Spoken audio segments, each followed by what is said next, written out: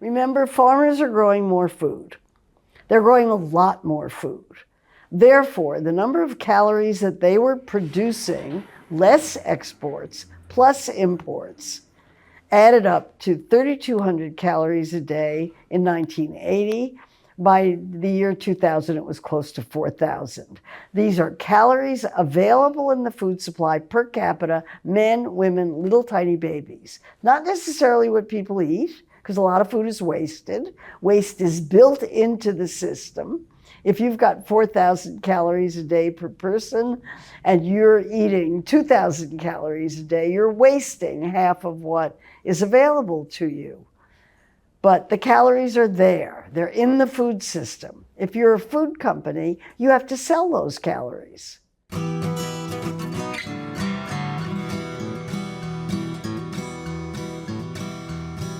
Welcome to the Real Organic Podcast. I'm Linley Dixon, co-director of the Real Organic Project.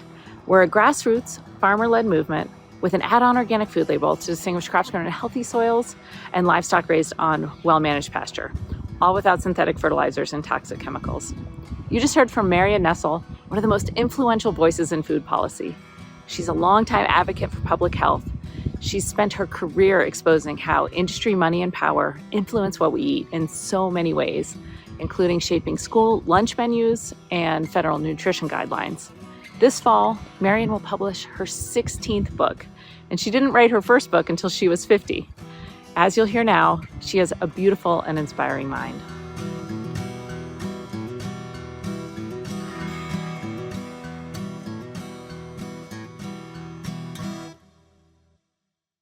So welcome to the Real Organic Podcast, and I'm talking today with Marion Nestle. And Marion, I've noticed, I've listened to several of your books on audio, and the actor who was narrating often mispronounced your name.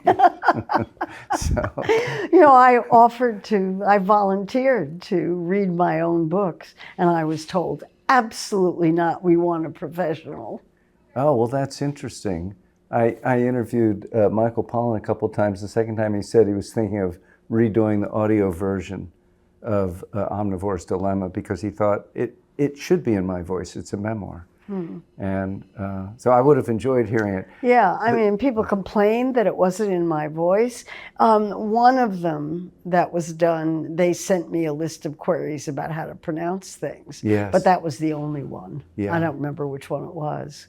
Yeah, I think, what was your memoir? What was the title of that? Slow Cooked. Yes, Slow Cooked. Excellent. Yeah. An Excellent. Unexpected Life in Food Politics. And, you know, I'm told that the reading of these things is a very long and tedious process. Yeah. And I guess they were trying to save me, but Yeah. I was willing to do it. Yeah, yeah. Well, sometime try one of them. It'd be interesting. I don't know if I wrote a book, I don't know if I could read it well. I don't know. Yeah, I don't know either. Yeah. They sent me 5 voices to choose between. I thought that the woman who did Slow Cook did a very good job.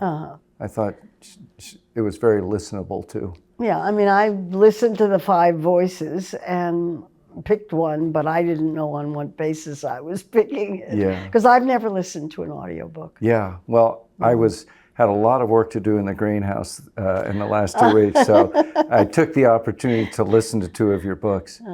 So how many books have you written? Actually, as of next week, 16. 16. Yeah, amazing amount of work. And that was, what age were you when you published your first book? 50. That's what I thought. So Yeah. the second half of your life to date. That's when everything got done. Yeah, Right. yeah. I'm really curious. I think that Food Politics is probably the book that you are most famous for. I would think so. Yeah. Yeah, although my bestseller is What to Eat, Right. which is coming out in a new edition in November under the title What to Eat Now. All right. And let me ask you, of all those books, which one would you think is most significant?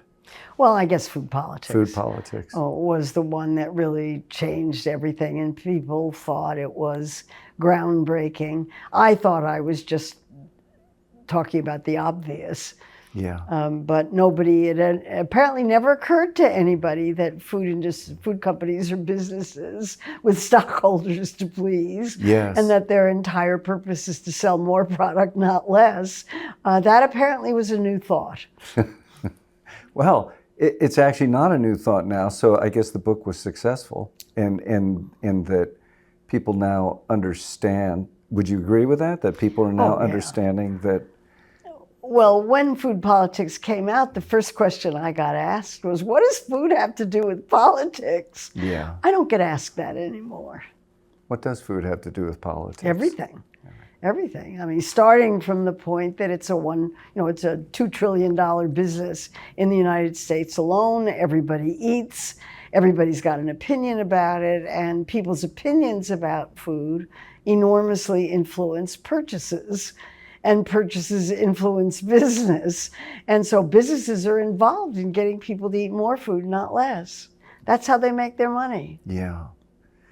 So one of the questions I've started to ask people, I just asked Dan yesterday, and I asked Michael Pollan the same question. So since Food Politics came out, that was in 2002? Mm-hmm. Yeah.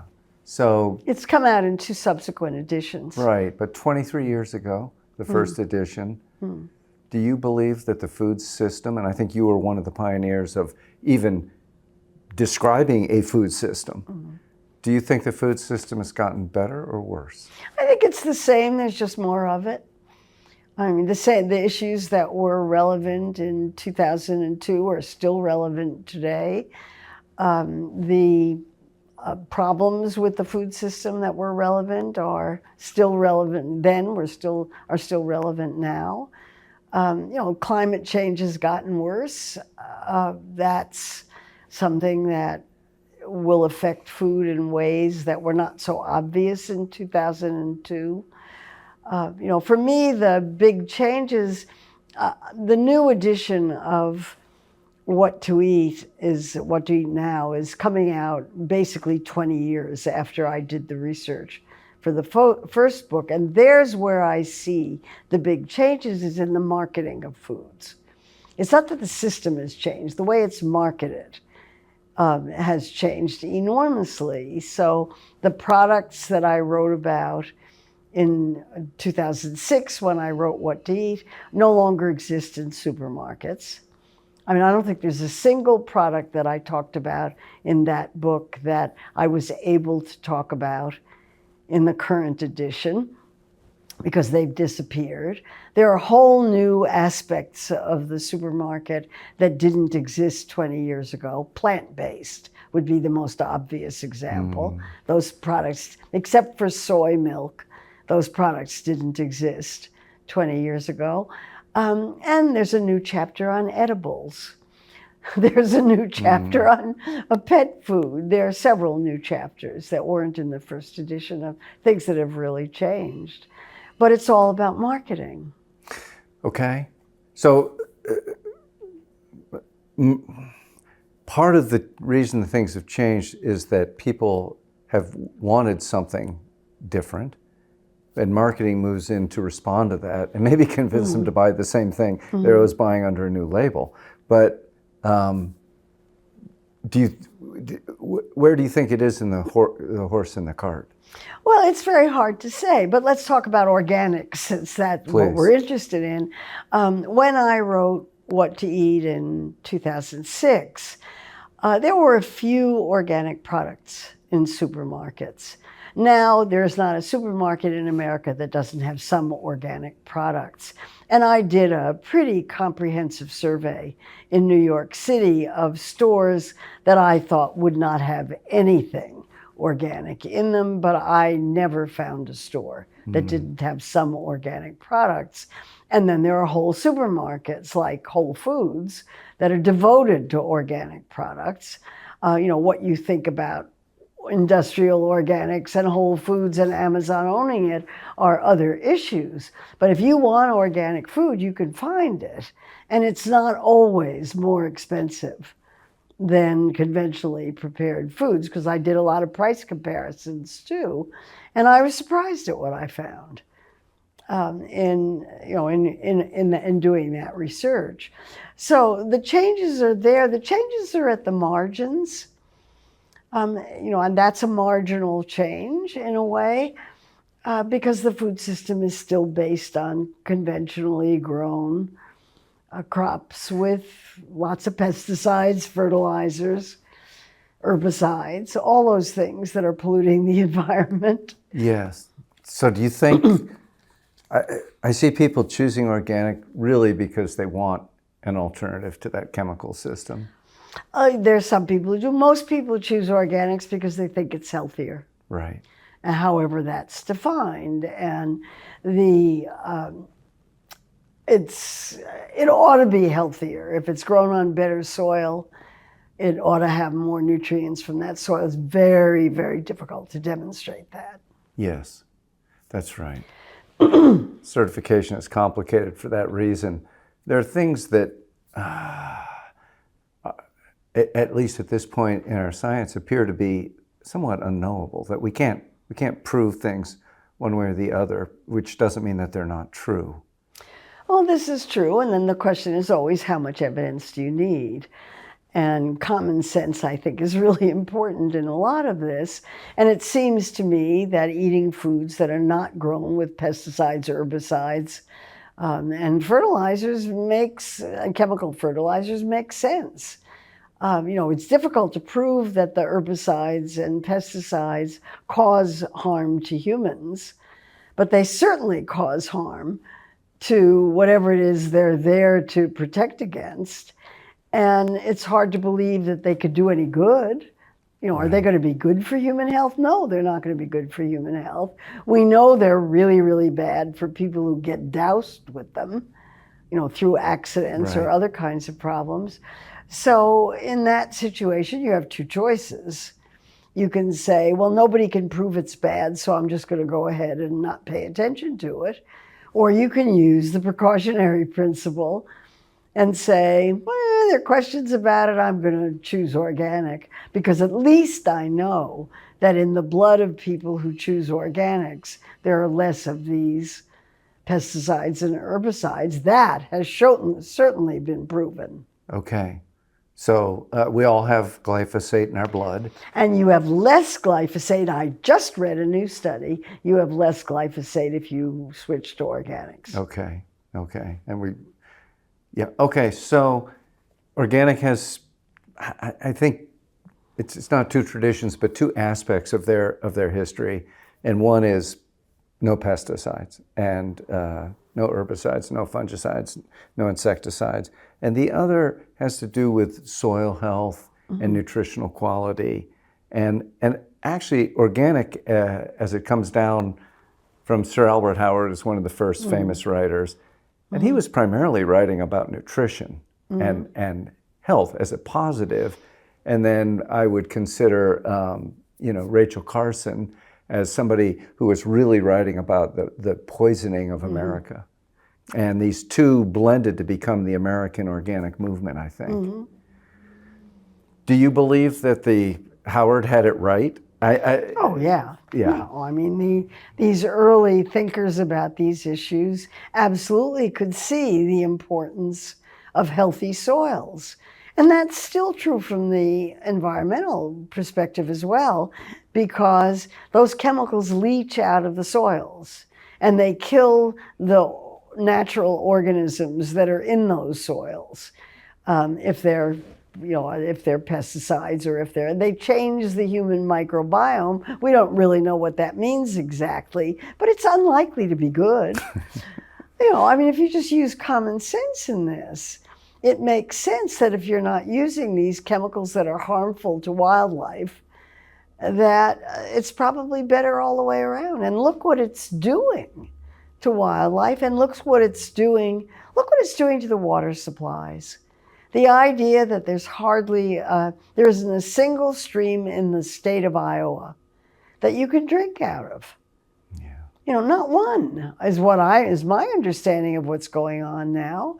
And why there isn't an absolute revolution about this kind of thing is astonishing to me. People should be able to have water that they can drink. Yeah. You know, we're very lucky in New York City. We have terrific water, and it's monitored very carefully to make sure it stays terrific. But not every community in the United States has that. Right. Right. No, I think at this point that has the second highest cancer rate in the country for a state. Yeah, I wonder what that's due to. I know. You know, again, very difficult to prove. But then the question becomes, how much proof do you need? Yeah. You know, and what about precaution? I'm greatly in favor of precaution. If you have choices, you know, you choose organics because they're going to save you problems that you don't know about, maybe. If you can afford it, it's great. Do it. Okay. Okay, we'll talk about affordability in a minute. I just want to, Michael Pollan's famous food koan, 7 words. Right? Eat food, not too much, mostly plants. Yes. That really covers it. From a nutritional standpoint, it covers it. Yeah, I proposed to Michael that we add 3 words to that, mostly real organic. Well, I have other words, and you know, when food, defining food as not ultra processed. Yes. Okay. Would be another addition. I think he did imply that when he said eat food, that's what he meant. Oh, yeah. But I thought he left out any conversation about how the food was grown, and I think it's important. And Michael agreed. He said, I said, I think this is very important. He said, I do too. So we hope that in his next book, if he moves beyond drugs back to food, that he'll address that. It is important that we understand a carrot is not a carrot. Well, it's part of what Joan Debate in her work always talked about, was to connect the agricultural system to the health and nutrition system as part of one unit. That's food systems thinking. And people who are concerned about food systems thinking, you know, argue, as I would, that you can't talk about the nutritional status of people without understanding how the food is produced. And the production system is designed for profit. It was never designed for public health. And I think we need an agricultural system that has as its fundamental purpose improving the health of people. And it would be nice if it helped if it promoted the health of the people who are working in the system as well. But that may be asking too much. I think it would be one and the same, to be honest. Well, yeah. I think if you are actually producing food that's very healthy for the people eating it, it will be much healthier for the people who are growing it as well. Well, I'm talking about what they're paid. Ah, yes. Okay. And healthy for the food system, for the community. Yeah, okay. I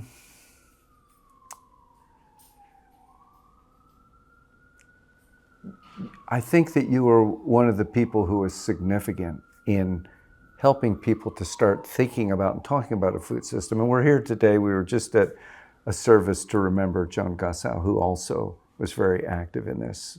So could you share for people who maybe haven't thought about this much, why do we need to think about a food system instead of just the food that we get in the store? Well, first of all, my definition of food system is everything that happens to a food from the time it's planted or born until the time it's consumed and wasted. It's everything in that cycle, which involves the growing, the planting, the raising, the slaughter, the picking, the transportation, the selling, the buying, and the preparing, the eating, and the wasting. All of those things are part of it. And the idea is that you can't really understand why each of those things is happening the way it's happening unless you understand all the other components of that system. So we have an agricultural system in the United States that is designed to grow as much food as possible. And I'm talking here about corn and soybeans primarily, because those are the main crops that are produced in the United States. And the easiest way to explain what's wrong with the food system is to talk about corn production. So there are something like 12 billion bushels of billion bushels of corn produced in the United States every year, roughly half go to feed animals, and the other half go to make ethanol for automobiles, with a tiny little percentage in the middle of that. That's food for people. Hardly any of the corn that's grown in the United States is grown to feed people, unless indirectly through animals, but not to feed people. And the idea that nearly half of the food supply gets burned up in ethanol fuel is insane. Yes. I can't even get my head around it. It's so insane. Because this is a system that's designed for profit. It's not designed to be good for the environment, and we can argue forcefully that growing as much corn as possible on as much land as possible, because you can sell it to ethanol producers, makes no sense from the standpoint of the environment, because it forces corn to be grown in places where it should never be grown, because there's not enough water. And water is being extracted in order to water that corn to go up in smoke when it's in automobiles. I mean, it's just a crazy system. So I want to see a food system that is aimed to produce food for people. Yes, there would be feed for animals as part of that, but not nearly as much. And people would be growing fruits and vegetables on that land. What a concept. Marion, how did it happen that half of the corn in America is grown for ethanol, which doesn't make sense anyway? Well, I think that this started in the 1970s. When up until the 1970s, the government had policies to try to make sure that producers of food got enough money to make a living. And they did that by putting limits on the amount of acres that could be devoted to major crops. And farmers were paid not to grow food and to limit the amount that they were growing. That changed in the 1970s with the famous Earl Butz, who was Secretary of Agriculture, who thought we needed to produce more food, not less. And the famous fence row to fence row, you should grow as much as you possibly can, and the government will protect the prices of that, of what you're growing. And farmers responded. And they responded by growing much more food. And that policy lasted began in the 1970s, picked up in the 1980s when President Reagan was elected, and there was a lot of deregulation that came in. And farmers make money by the more corn they grow, the more money that they get in subsidies and insurance payments and all of those other things. The system is set up to protect large agricultural producers. The system is not set up to do anything much for the growers of fruits, vegetables, and the grains that people eat, actually. Those are considered, not the grains, but fruits, vegetables, beans, those are considered specialty crops. Right.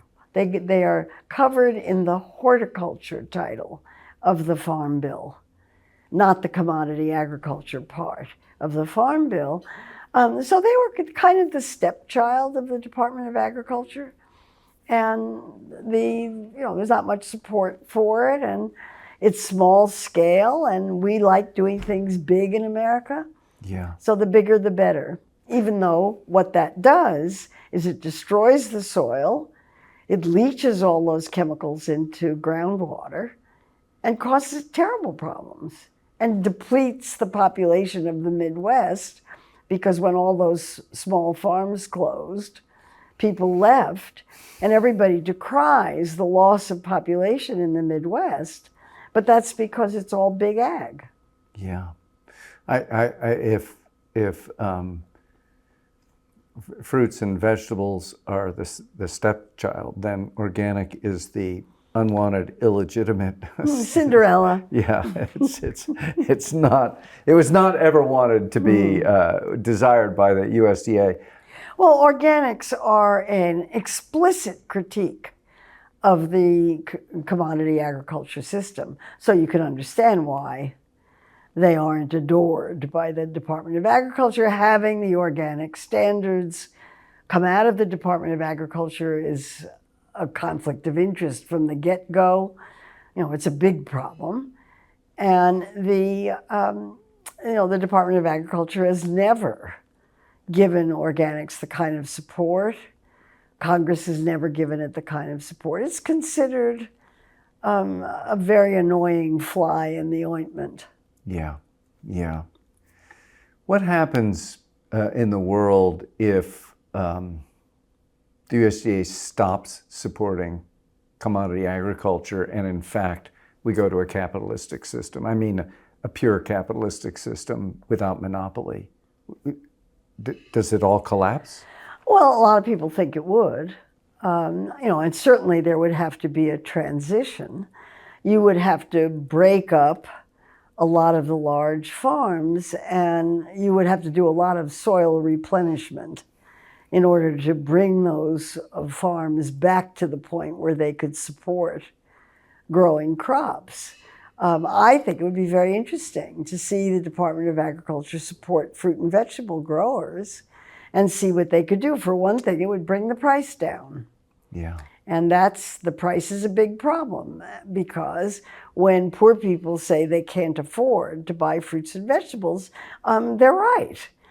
The price of all foods in the United States has gone up considerably over the last 40 years, but the price of fruits and vegetables has risen much, much higher than the price of commodity foods or of the ultra-processed products that are made from them. Okay, so let's look at that for a little bit.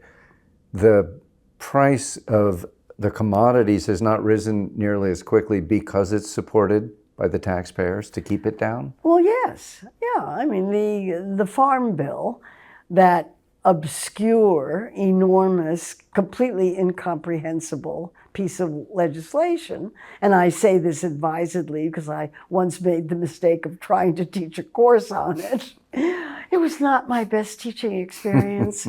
The students got so tired of me saying, nobody can understand this. It's just too big. But the Farm Bill provides supports of various kinds, many of them in very complicated ways, to the producers of large agricultural producers. Most of the money goes to the biggest producers. And they're an incentive to produce more and more and more, because then you get more and more money. And almost everybody feels that these things couldn't be done profitably if the taxpayer subsidies weren't there. Farming is considered one of probably the only business in the United States where nobody is expected to make money. And I'm talking about farming on any scale. And there are reasons why farms are closing, right, left, center. The organic ones do a little bit better.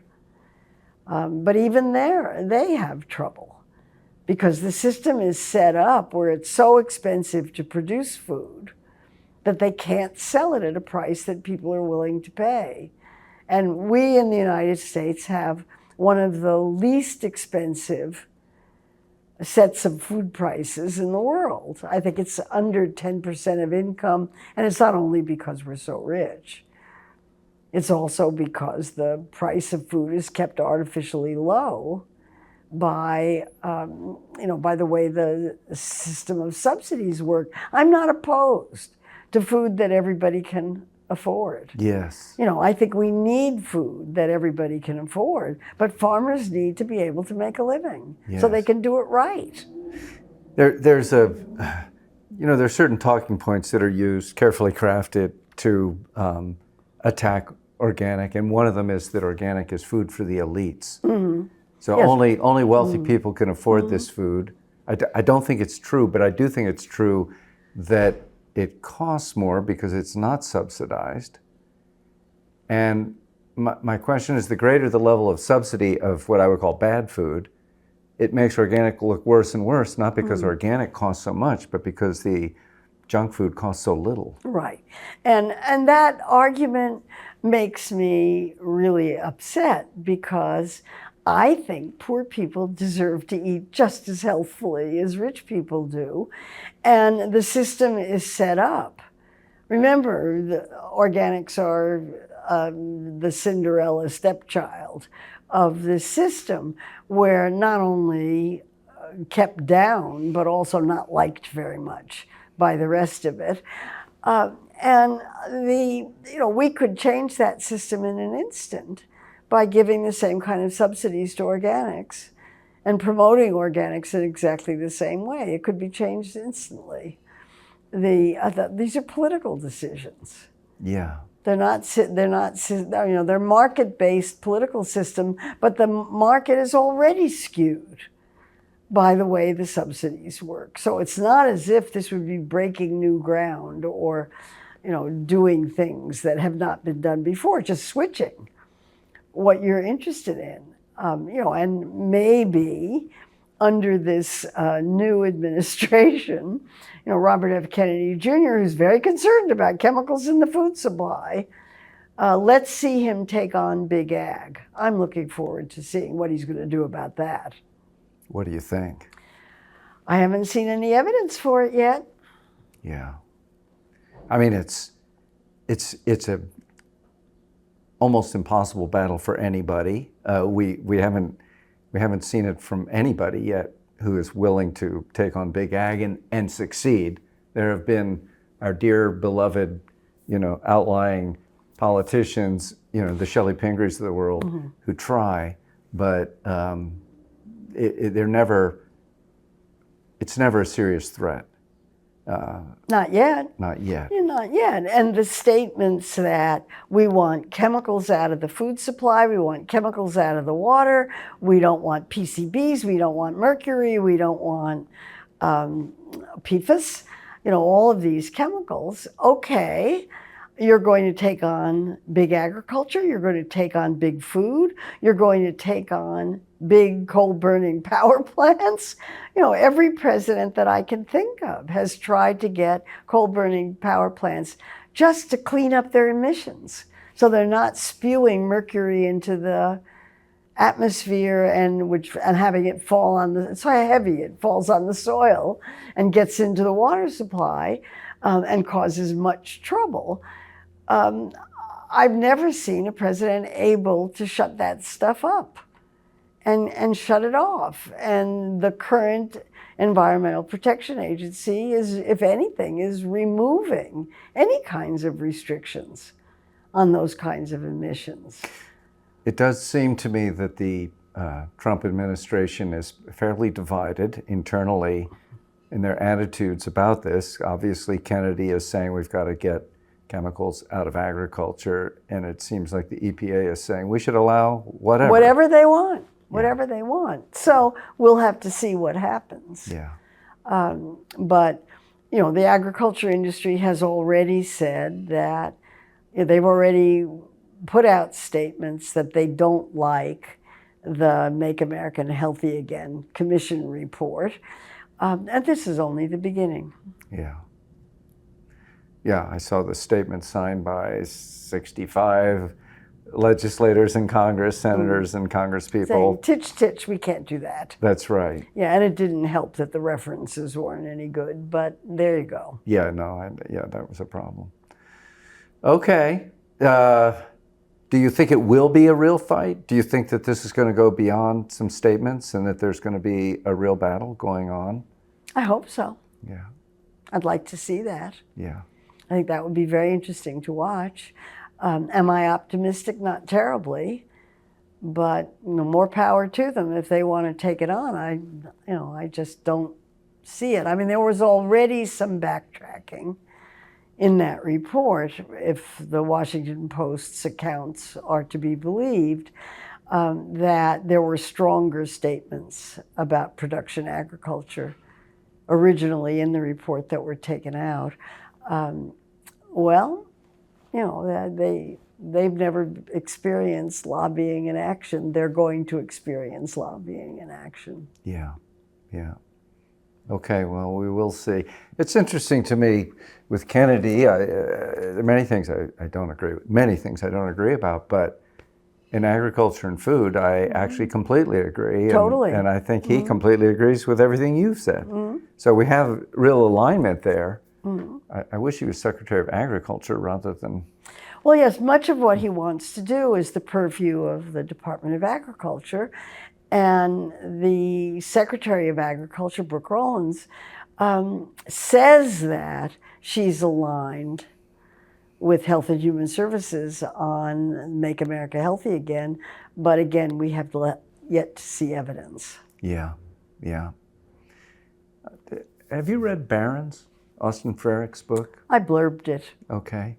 The foreword by Eric Schlosser.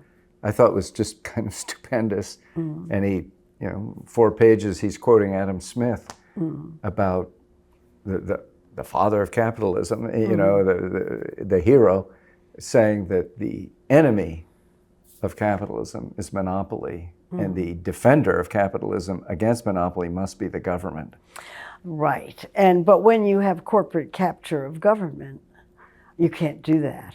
And we currently have corporate capture of government. Yeah. Can you imagine a world in which we break free of that? Well, I grew up in that world.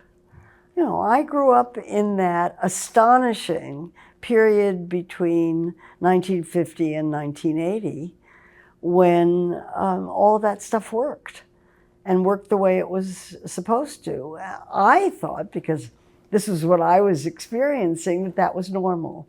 It never occurred to me during that 30-year period that that 30-year period was such an anomaly in American history. And that unlike what those of us who were in the student movements of the 1960s thought, things were not going to get better. And we certainly underestimated the backlash. We're seeing it now. Yeah. You've said once when asked, how did this happen? You said, well, it started in 1980 with the Reagan Revolution. Can you talk about that? How we got here? Yeah, one of the really interesting things about all of this is that everything dates back to 1980. And starting with agricultural supports and the way that changed and the overproduction of food. So between 1980 and 2000, the number of calories in the food supply increased from 3,200 a day per capita to 4,000. Can you clarify that statement? I read that and I thought, whoa. When you say in the food supply, does that mean people are eating that? No. In the food supply. We're talking about the food supply. Remember, farmers are growing more food. They're growing a lot more food. Therefore, the number of calories that they were producing, less exports plus imports, added up to 3,200 calories a day in 1980. By the year 2000, it was close to 4,000. These are calories available in the food supply per capita, men, women, little tiny babies. Not necessarily what people eat, because a lot of food is wasted. Waste is built into the system. If you've got 4,000 calories a day per person and you're eating 2,000 calories a day, you're wasting half of what is available to you. But the calories are there. They're in the food system. If you're a food company, you have to sell those calories. You have to figure out how to do that. Your food is competing against a food supply in which there's twice as many calories as are needed by the population on average. So food companies made a lot of changes. Starting in 1980, they began to promote eating outside the home. The cost of, because there was so much food, the cost was low relative to labor and rent and other kinds of things. So it became cheaper for people to eat outside the home. And whereas, I don't remember what the exact figures were, but in 1980, most food was consumed at home. By the year 2000, they were equal or more food was consumed outside the home. There are more calories available in restaurant foods than there are in foods cooked at home. Portions are big. One thing that happened was portion sizes got bigger. And I had a doctoral student at NYU, Lisa Young, who did that research and documented the increase in portion size between 1980 and 2000. And if, I had one concept to get across, is that larger portions have more calories. They really do. The more calories you eat, the more you gain weight. And then there were other things that happened as well. So that there was Reagan's deregulatory agenda deregulated a lot of restrictions on advertising. So food companies were able to advertise what they were doing. But food companies moved in to create a food supply that encouraged people to eat more. And the best example I can think of is when I first went to NYU in 1988, there were signs all over the library saying, "Don't eat here." Don't, it'll promote cockroaches, it'll ruin the books. Now there are vending machines all over the library and people bring coffee in and do all these things. Bookstores. You were never allowed to bring a cup of coffee into a bookstore. Now bookstores have cafes. Food appears at the cash registers of clothing stores. Candy, nuts, whatever. Food is everywhere. The more food that's available, the more people eat. The larger the portions, the more of it people eat. The more times a day you eat, the more calories you take in. All of these were big societal changes during that 20-year period from 1980 to 2000, and they account for the increased caloric consumption of the American population during that period by 300 to 500 calories a day. There are arguments about how many, but nobody argues about whether there are more. There are more. And the roughly 20-pound weight gain that was experienced by Americans between 1980 and 2000. So all of that is sufficient to account for the rise in obesity that occurred in the population, so that we now have a situation where 75% of American adults are overweight or obese. And that has inevitable health consequences? Inevitable health consequences, not for everybody, but for a big proportion of the population. An enormous increase in type 2 diabetes, for which overweight is a profound risk factor. A correlation with heart disease, with cancer, with overall mortality. Yeah. They mentioned today, one of the people speaking about Joans Debate in the organic movement with, could you have an organic Twinkie? When Joans served on the National Organic Standards Board, and there was the guy, I always forget his name, but he said, yes, you could have an organic Twinkie. I'm not here to tell people what they can eat. And Joan's perspective was, that is not what organic is about. And I thought that was a really basic conversation about what does organic mean. Well, the way I put it is there's the letter and the spirit of organic. Once the organic movement was a spirit movement. There was the idea of what food should be. It should be whole. It should replace what's taken out of soil. It should not harm the environment. It should promote health. Once it got codified into the National Organic Standards, which had to be done in order to separate, you needed a legal definition. Once that legal definition came in, then food producers could say anything that meets that legal definition meets the organic standards, and you could have an organic Twinkie by those legal standards. But it met the letter of the law, it did not meet the spirit of the law. Well, the Department of Agriculture isn't interested in spirit. No. It's only interested in legalities, and that's why, what I have observed since 1994, when those standards were approved. Did I get that date right? I think that's when it was. I think 1990 is when the law passed. Yeah, it was 1994 when they went into effect. And then the standards, and then it was 2000 or 2001 that they actually began certifying. Right, that's right. The 12 years in which it took to get the standards written. Once those standards were there, then the interpretations come in. But what has been a sort of steady trend throughout the subsequent years has been attempts to weaken the standards. Yeah.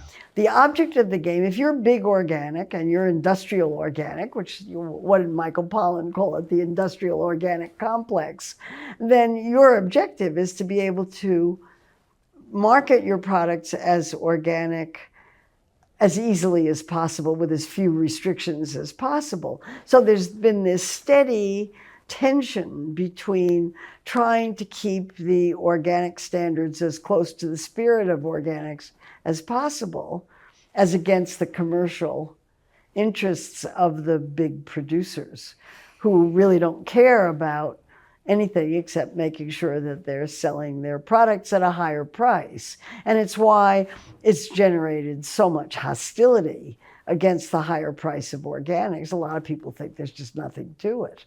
But in fact, every organic producer has to meet the letter of the standards. Yeah. I thought that the law was actually very good, astonishingly good.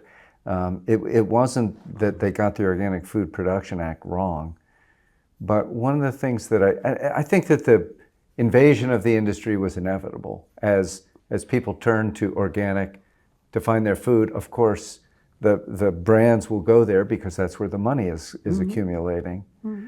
I think that I speak for myself that I became very busy trying to figure out how to make a living farming, and I became less active as an activist off the farm about organic. Mm. And before all that, we were all activists in the organic movement. We were trying to figure out how to make a living, but we got together every year and we voted on the standards. And we were forced to every state that had an organization. We got together and had our little bag lunches, and we spent a long, hard day arguing about what the standards would be. And then suddenly there was nothing to talk about. It was being decided in Washington, not in Vermont.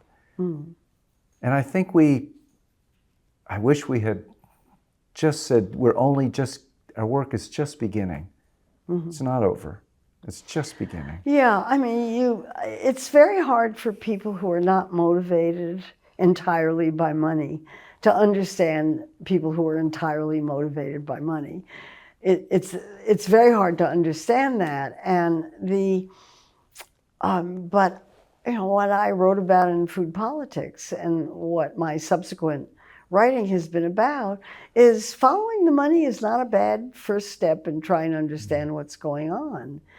And what I see as the relentless attempts to weaken the organic standards, just attempt after attempt after attempt, never stops, has to do with the fact that you can market these products at a higher price. And that's what it's about. These companies have stockholders to please. Once you're a publicly traded company in the United States, any values that you have are gone except for one. You're only allowed to have one value if you're a publicly traded company, and that's profits for stockholders. That's the way the system works. Unless you're a B corporation, but even there. Even there. Even there. So here we are in a world in which those for-profit companies are dominating and controlling the government. Mm-hmm. As citizens who do have concerns other than profit, other than money. We're not indifferent. Nobody's indifferent to having their farm succeed, but we have other values that are important too. What are your thoughts about how we go forward most effectively? Well, you have to be organized. You can't do it as individuals very easily. As individuals, you can vote with your fork. You go to the store, you make a choice of food, you're voting with your fork for the kind of food system you want. But if you want to change the politics, you need to have lots and lots and lots and lots of people on your side. And that means a level of community organizing that doesn't get done in the United States very well. The organic movement is one place that could do it. if there were unified goals among the various components of the organic movement. But remember, there's this tension between letter and spirit. And the letter and spirit people need to get together on this and see protection of organics as a common goal and go after that. And you have to use the electoral system in the way that everybody else does, which means writing your congressional recommendation, your congressional representatives, especially if you live in a Republican state. You have to let your representatives know what is important to the constituents of that state. I say run for office. You know, you want to change the society at this point, we have to have elected officials who are more interested in public health than corporate health. None of this is very easy to do, and we're at a very difficult time right now where the amount of money that is being spent on the political system, thanks to the Supreme Court's Citizens United decision, is pouring into politics. And the amount of money that has to be spent to run a political campaign is enormous. On the other hand, sometimes the good guys win. And you sure don't win if you don't run. Yes. Okay. One thing that when food politics came out, you were attacked.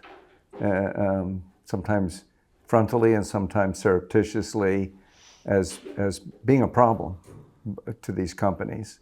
And one of the accusations was that you were a great champion of the nanny state. Right. Right? Right. But you know what? Guilty as charged. Okay, so let's talk about that, Marion, because I have friends who say the moment that this comes up and they go, well, I don't want anybody telling me what I can eat. Right. I go, okay, can we talk about that? Guilty as charged. So tell me, what are your attitudes about food and talking to people about how they should eat? Well, I'm greatly in favor of government regulation. Let's go back to Adam Smith, if you like. You know, the system doesn't work unless there's, and the stronger government regulation, the better. Because if nothing else, it does two things. It creates a level playing field. Every food corporation has to play by the same rules. And people who are in food companies tell me, you know, they would love to stop marketing to children, if only everybody else would too. So for that, you need government regulation. They're not going to do it voluntarily because nobody wants to go first. Nobody does. It'll cause them to lose sales. They can't.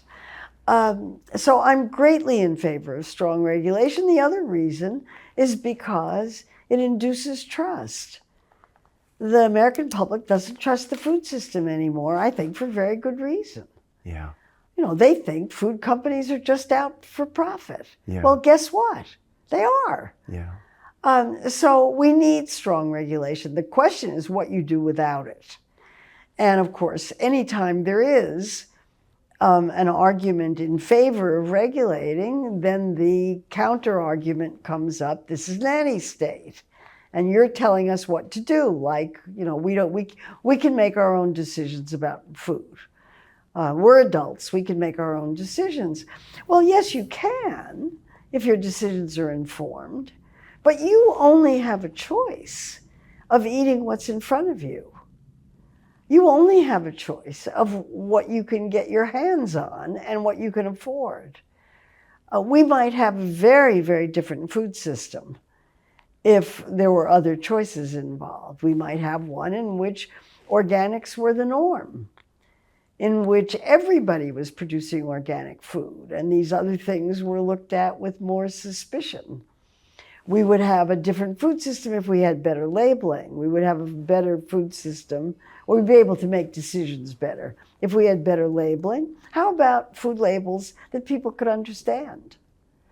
And I say that because when the Nutrition Labeling Act was passed and went into effect and the rules came out in 1993, one of the things that just made me laugh when I went through this 875-page Federal Register notice, which I have a copy of a hard copy of in my office, was the discussion of the food labels, the nutrition facts and the ingredient list. And the FDA had tried a lot of different designs of the food label and took them out and did consumer research on them, focus group testing, what do you understand, what do you not understand. And what they discovered was that the people who were tested didn't understand any of the labels. They understood none of them. And so they picked the one that was least poorly understood. But they were all poorly understood. The other thing that they found was that people who understood it the best, picked the worst label, and people who understood it the least picked, it was just a mess. It was a mess, but nobody really understood them. So to say that the public is informed about what's in food products is not really correct, because nobody can understand these things very well. It's and then of course real foods don't have labels. Right. And people have to know how to cook. I learned how to cook in 8th grade home economics. That's when I learned how to cook. It was very useful. We started with cookies. Everybody wants to know how to make cookies. I'm pretty good at making cookies. But we don't teach that anymore. Right. So people don't know how to cook. And it's very difficult to make real foods. Actually, it's not difficult. It just feels like it's difficult to take real foods and turn them into something delicious unless you know how to do it. It's not that hard. Once you know how to do it, it's really easy. But people are very intimidated. And then the food industry has worked very hard to convince people that cooking is a chore, shopping is a chore, going to a store is a chore, washing dishes is a chore. All of these things are terrible chores and you don't have time for them, without any kind of sense of how much fun it is to cook, how entertaining it is to eat the products of what you've just made, and how it can be done quite quickly if time is a real issue. But a lot of people don't have knives. They don't have knives. They don't have pots and pans. They don't have refrigerators. They don't have stoves. Most middle class or upper class people have no idea that there are people in America who don't have these things. But people who work with food assistance programs, know very well that there are lots of families that don't have these things. So that's the situation that we're in, and you only can do what you know how to do.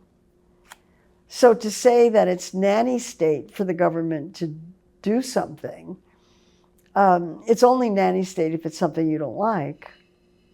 If it's something the government is doing that you do like, and most people are quite unaware of how the government is involved in the food supply, then it's okay.